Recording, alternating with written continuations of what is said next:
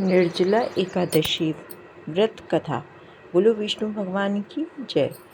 ज्येष्ठ शुक्ल पक्षीय एकादशी को निर्जला एकादशी या भीमसेनी एकादशी कहते हैं, क्योंकि वेद व्यास की आज्ञानुसार भीमसेन ने इसे धारण किया था। शास्त्रों के अनुसार इस एकादशी के व्रत से दीर्घायु तथा मोक्ष मिलता है। इस दिन जल नहीं पीना चाहिए। इस एकादशी के व्रत रहने से वर्ष की पूरी 24 एकादशियों का फल मिलता है। यह व्रत करने के पश्चात द्वादशी को ब्रह्म बेला में उठकर स्नान, दान तथा ब्राह्मण को भोजन कराना चाहिए। इस दिन ओम नमो भगवते वासुदेवाय मंत्र का जाप करके गोदान, वस्त्रदान, छत्र, फल आदि दान करना वांछनीय है। बोलो विष्णु भगवान की जय। कथा इस प्रकार है।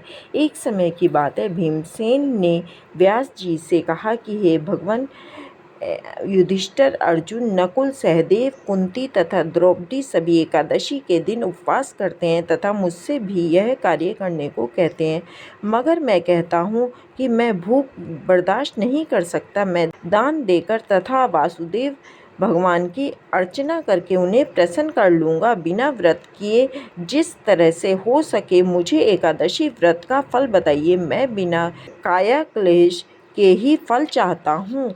इस पर वेद व्यास बोले, हे बकोदर, यदि तुम्हें स्वर्गलोक प्रिय है तथा नरक जाने से सुरक्षित रहना चाहते हो तो दोनों एकादशियों का व्रत रखना होगा। भीमसेन बोले, हे देव, एक समय के भोजन करने से तो मेरा काम न चल सकेगा। मेरे उदर में वृक्क नामक अग्नि निरंतर प्रज्वलित रहती है। पर्याप्त भोजन करने पर भी मेरी शुद्धा शांत नहीं होती। हे ऋषिवर, आप कृपा करके मुझे ऐसा व्रत बतलाइए कि जिसके करने मात्र से मेरा कल्याण हो सके। व्यास जी बोले, हे भद्र, ज्येष्ठ की एकादशी को निर्जला व्रत कीजिए। स्नान आचमन में जल ग्रहण कर सकते हैं, अन्न बिल्कुल न ग्रहण कीजिए।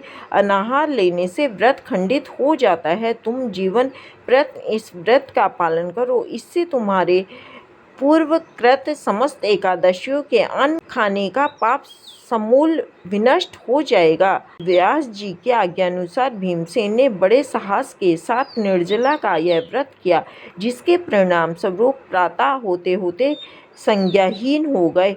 तब पांडवों ने गंगा जल, तुलसी, चरणामृत प्रसाद देकर उनकी मूर्छा दूर की। तभी से भीमसेन पाप मुक्त हो गए।